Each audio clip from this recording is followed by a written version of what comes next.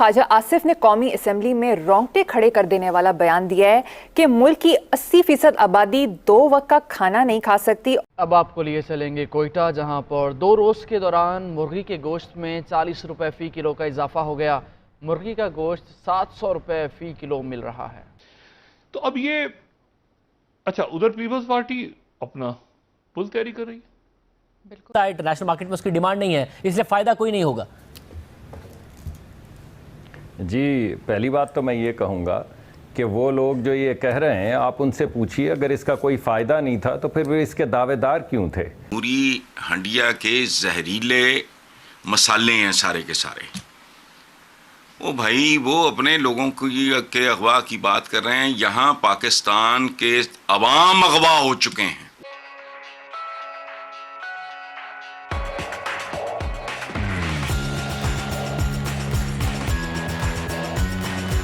اور یہ کہ سود ادائیگی پر 60% بجٹ خرچ ہوتا ہے، ملک میں کئی ہزار ارب کا ٹیکس چوری ہوتا ہے۔ یہ مجھے پتا ہے، آپ نے اس منحوس بجٹ کے بارے میں سوال پوچھنے سے باز نہیں آنا، میں تھوڑا اس کو مزید تفصیل میں بیان کروں گا۔ مجھے پتا ہے آپ نے یہ ضرور پوچھنا ہے، اور یہ بجٹ لوگوں کو تو کھا گیا، ہمارے 2 پروگرامز بھی کھا گیا۔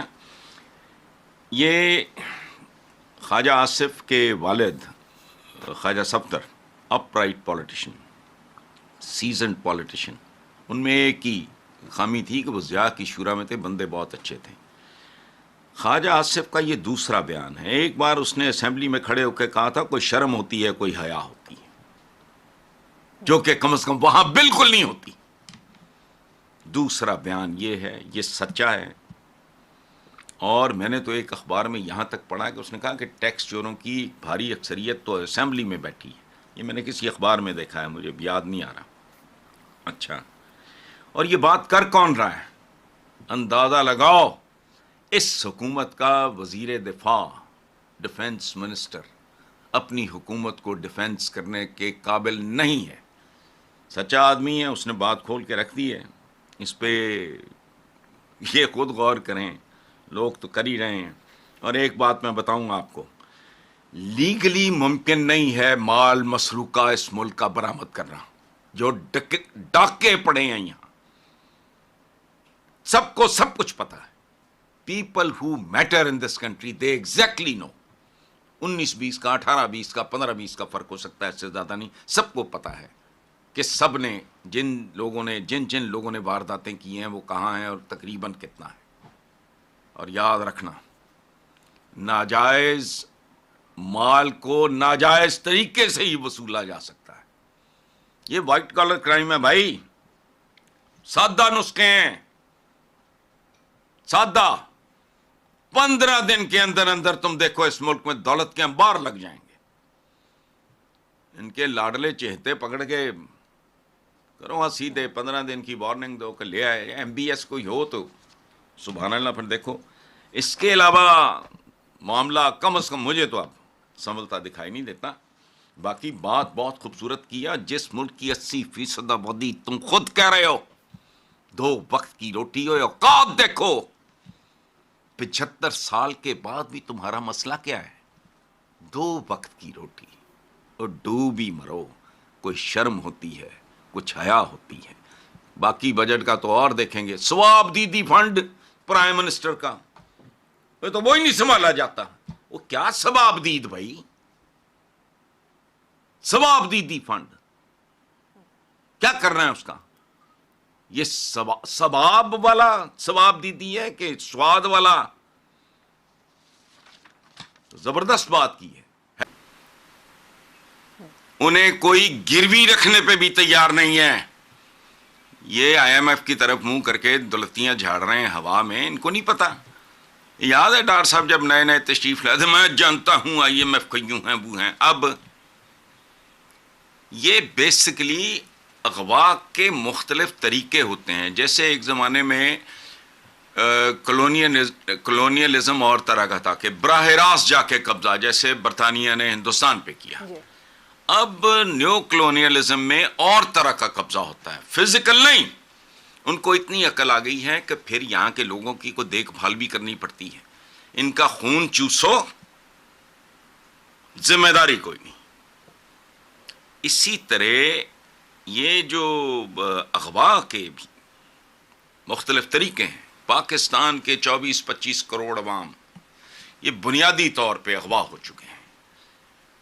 حکومت انہیں گروی رکھنے کی کوشش کر رہی ہے، لوگ گروی رکھنے پہ تیار نہیں ہیں۔ میری 32 سال ہو گئے زندگی، مجھے باقی بھی اگر جو کوئی ہے کوئی ماڑا موٹا ٹائم مل گیا یہی کرتا رہوں گا، جہاد سمجھ کے کرتا رہوں گا، اللہ پاک کی قسم عبادت سمجھ کے کرتا رہوں گا کہ اس جمہوریت سے، یہ جمہوریت یا فیشن ہے یا فراڈ ہے۔ 32 سال، اتنی کتابیں، ان کے مجموعے، ایک چیز میں نے نا بالکل اس کو چیس کیا ہے اس ٹارگٹ کو، کہ لوگوں کو سمجھ آ جائے کہ یہ جمہوریت ہے ہی نہیں۔ تو بندہ ان سے پوچھے کہ اس فیشن اور فراڈ کے نتیجے میں یا اس میں جو کچھ ہوتا ہے اس نے کیا دیا ہے۔ اور سارا کا سارا جو میں نے وہی بات کی تھی کہ سارا دیکھیں، دو چیزیں آئی ہیں نا سامنے۔ ایک تو اب آپ اس کی مورل باقی بات، اخلاقیات تو آپ سائٹ پہ کر دیں نا، جنگ محبت اور پاکستان میں سب کچھ جائز ہے، اس کو سائٹ پہ کر دیں۔ اب کراچی میں میئر جیتے ہیں نا پیپلز پارٹی کے، مرتضیٰ بابو جیت گئے ہیں۔ اب وہ کہاں گئے 31 لوگ پی ٹی آئی کے، کدھر گئے، کیا ہوا، کیا مطلب چھوڑ دیں، ٹھیک ہے نا، پاور گیم ہے نا، اس میں کوئی یہاں پہ کوئی اخلاقیات اور اس کی تو ہم ٹریننگ نہیں لے رہے ہیں نا اپنے اکابرین سے، اس معاشرے کو سدھار رہے ہیں تو کوئی نہیں چلا ہوا نا، پاور گیم ہے۔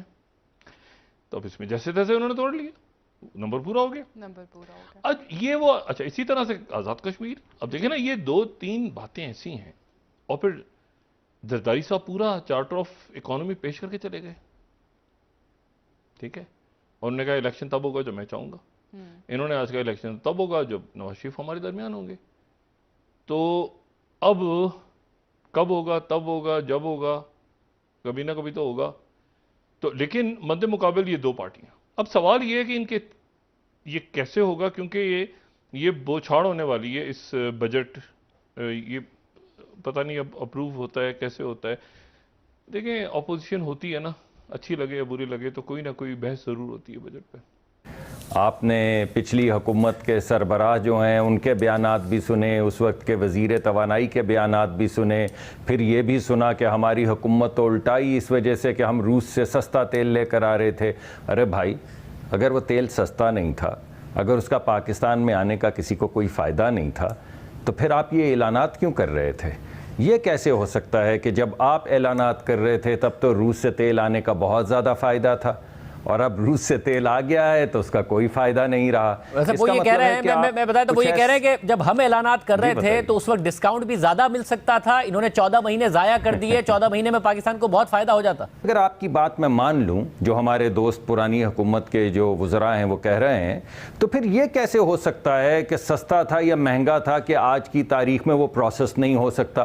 آج اس سے 50 یا 60% فرنس آئل بن جائے گا، تو جب پچھلی حکومت تھی تو تب فرنس آئل نہیں بننا تھا، جب پچھلی حکومت تھی تو تب یہ جو ہماری ایگزسٹنگ ریفائنریز ہیں ان میں وہ پروسیس نہیں ہونا تھا۔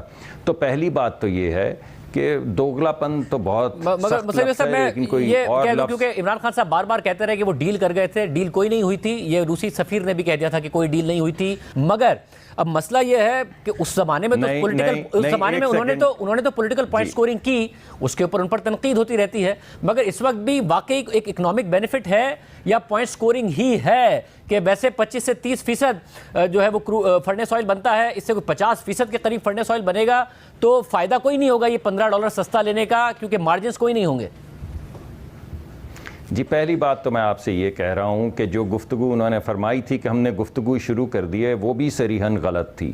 اس بات کو روس کے سفیر بھی کہہ چکے ہیں، یہی بات روس سے آنے والے وزیر بھی یہاں پاکستان کی سرزمین پہ کہہ چکے ہیں، اور انہوں نے یہاں پر اعلان کیا اپنا جو اعلامیہ تھا اس میں کہ ہم نے جو 40 دن پہلے، یعنی ہماری حکومت میں 40 دن پہلے جب میں روس گیا تھا، جو بات چیت شروع کی تھی آج وہ کنکلوڈ ہوئی ہے۔ روس میں تقریباً 8 قسم کے مختلف خام تیل کی کوالٹی ہے، ہم جو لے رہے ہیں وہ سب سے زیادہ لائٹ نہیں ہے کیونکہ وہ اس وقت اویلیبل نہیں تھا، اس سے